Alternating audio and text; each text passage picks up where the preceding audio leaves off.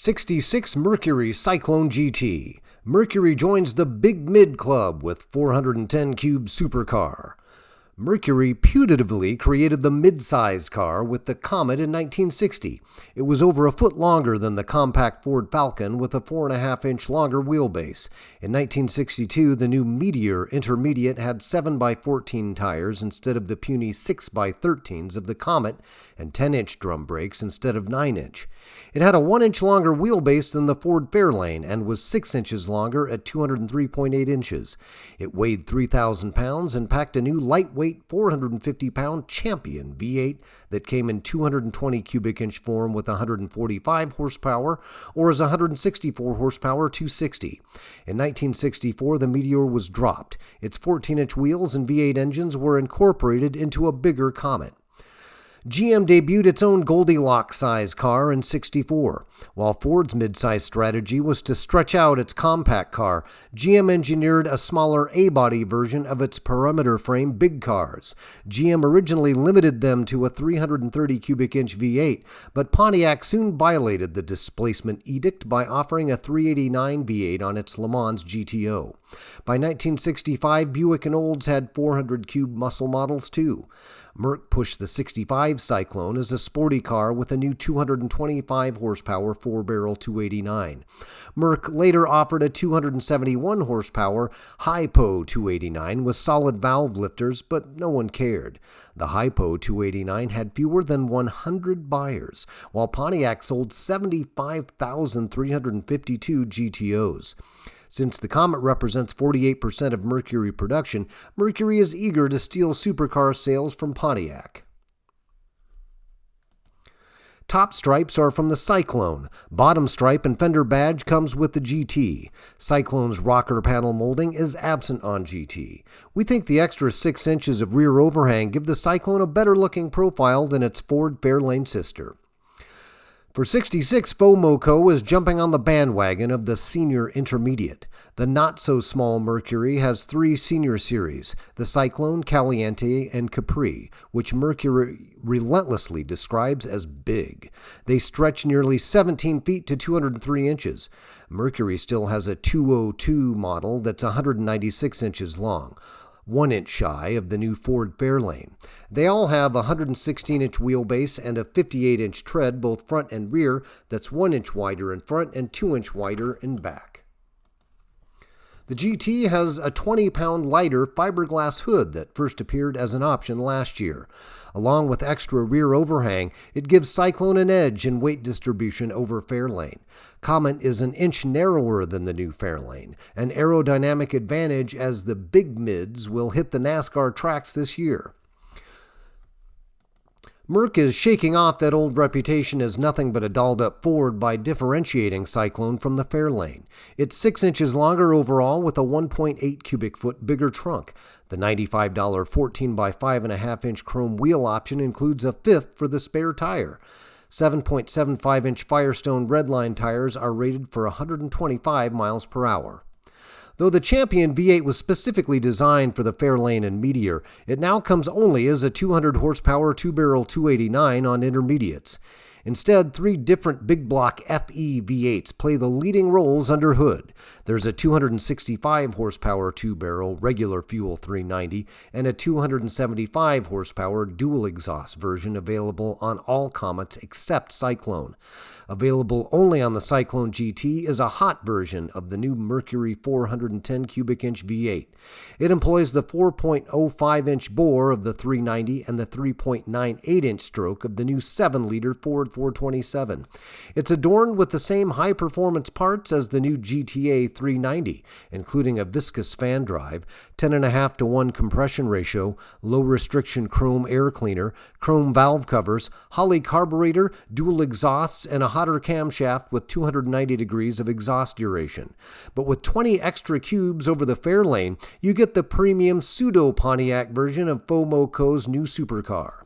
The 410 rates 350 horsepower at 4,800 RPM. 15 more than GTA's 390, and 20 more than the 410 in the Big Mercury, which shares the new 7-liter Ford's milder camshaft timing. The 410 rates 450 foot-pounds of torque at 3,200 RPM, while Fairlane GTA makes 427 foot-pounds. The new intake manifold and cylinder heads flow better, but promise a 5% improvement in fuel economy. Standard 325 axle ratio optimizes acceleration with 3-to-1 optional. Another big Cyclone edge over the Ford GTA is Mercury's optional 350 axle ratio. Stiffer GT suspension has 109 pound per inch rate springs in front and 132 pound per inch in the rear versus 75 in front and 82 in back on the regular Cyclone. It has new wider 5.5-inch wheel standard. 10 by 2.5-inch brake drums have 282.6 square inches of swept area, about 110 more than the 9.5-inch brake drums of the GM A-body. Once again, Cyclone is a bucket seat special that includes brushed stainless steel door trim panel, sport steering wheel, remote control rear view mirror, special wheel covers, center console with floor shifter, and a 289 V8. GT includes full instrumentation and GT emblem on the passenger side. Our car had the glamorous contrasting white bucket seats and door panels. The hardtop has 33.9 inches of rear legroom, 0.6 inches more than the Big Mercury hardtop. Interior style, comfort, and room are common advantages over GM, Dodge, and Fairlane. New big car luxury options include power window lifts. Cyclone is a luxury big mid with 120 pounds of sound deadener standard. Rejiggered torque boxes in the unit body offer carved from granite solidity, but curb weight, also thanks to the 200-pound heavier 410 engine, is up to 3,500 pounds. Our car had the special Merco-matic Sport Shift transmission. It allows you to lock it in second gear, so in snow you can use it to start off with less torque multiplication. Around a road course, you have a single gear that avoids traction braking automatic downshifts, yet can sprint up to 85 miles per hour. Optional power steering reduces effort 88%, but we found it still offers a modicum of road feel. Another nice divergence from Ford, the Mercury instrument panel has easy-to-read round gauges on a black camera case background. Ford uses a sweep speedometer and puts the radio high on the driver's right. Left-hand heater controls are within close reach, but only of the driver. Mercury hides the heat vents behind slick-looking Art Deco ribs that stretch across the dash. A modern foot-operated parking brake replaces the pull-out brake. The throttle pedal is now suspended instead of bottom-hinged. A reversible key that debuted on last year's Big Ford in Mercury is adopted on the new 66 Intermediates. The rear view of the Cyclone GT has a good chance of presenting itself to drivers of GM supercars thanks to the new 350 horsepower V8. The Mercury people have learned a public relations lesson or two from Pontiac ad man Jim Wangers and his mechanic minion Milt Chornack of Royal Pontiac. Truth be told, we've never tested a showroom GTO, as every tester we've driven had been massaged by Cousin Milty before falling into our ink-stained hands. From the moment we started the engine, there were telltale signs of Holman and Moody Racing's brain trust at work. Even the ignition advance curve settings had been scribbled on the distributor cap. The distributor wires did not look like factory issue, but surely had a Ford Performance part number. The distributor itself was a dealer-installed dual-point job. It was all perfectly legal and stock, but just not factory showroom floor stock. The tires were overinflated in front, which offered better handling and braking at the expense of ride comfort, while they were underinflated in back for better drag strip traction. The valve springs were clearly shimmed up. The 410 would reach 6,000 RPM with ease, while 390s and Thunderbirds throw in the towel by 5,000 RPM. The valve springs, like the spark wires, were likely stock only in that they are Ford Performance parts. Since the automatic shifts at 5,200 RPM, we held the ranges manually. With the Power Trans differential, called traction lock in Ford speak, and the 350 axle ratio, off-the-line urge was excellent, and we were able to cut a best 14.32 second elapsed time with 102 miles per hour terminal speed, turning 4,450 RPM. This ranks near the top of the supercar genre. A few years ago, we were impressed with a 409 Chevrolet that was a half second slower, and that was with a wildly impractical 456 axle ratio.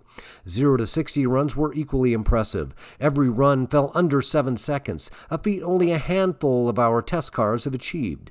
This ferocious acceleration is not coincidentally within 0.2 of Shornack's Royal Pobgat GTOs.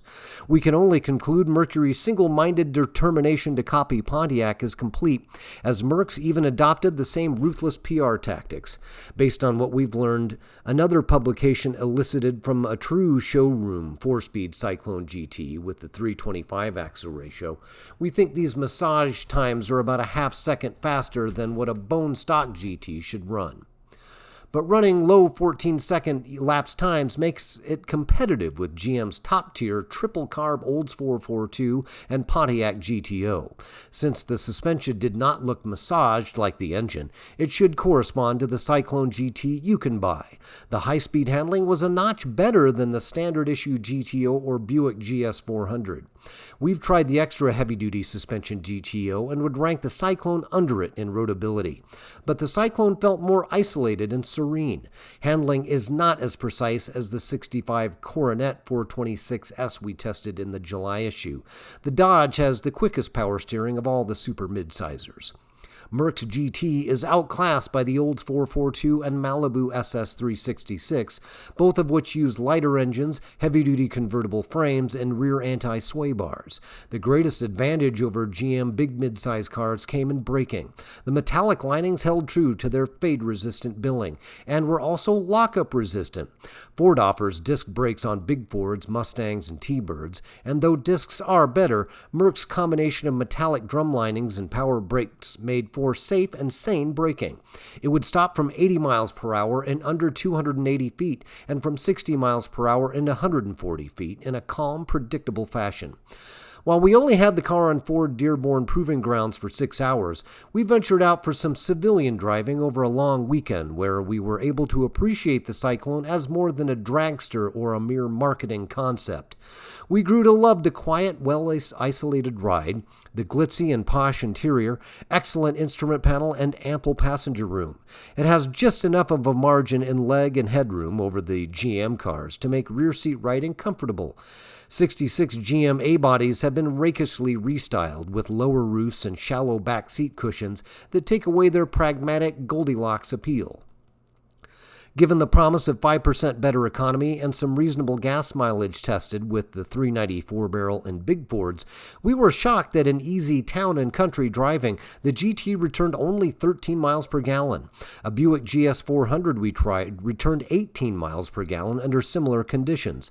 Though Mercury's grand goal was to prove a point to Pontiac on the drag strip, if we were buying a GT, we would definitely avoid the 350 axle option. It doesn't sound that extreme, but considering the low-profile tires on 14-inch wheels, you turn 3,200 RPM at 70 miles per hour. While it offers Herculean throttle response, revving just under its torque peak, the dual exhaust drones past that 120 pounds of body insulation. With a 4-inch stroke, there are terrific piston speeds involved, which helps explain how a 3,500-pound car gets the gas mileage of a 4,200-pound car. And then there's engine wear to consider too. Unless you're headed to the drag strip, we think Ford's top-loader 4-speed and 3-to-1 axle would boost gas mileage and cruise the highway more quietly and deliver the acceleration thrills the supercar is sold on. Overall, we think the Cyclone GT is worth its hefty $3,800 price for the Sport Shift automatic, great brakes, big trunk, and comfortable, stylish interior. Unlike the wrinkled-looking 66 Mopar Intermediates, it is the equal in style of GM A-body cars, and unlike the Ford GTA, it's just as quick.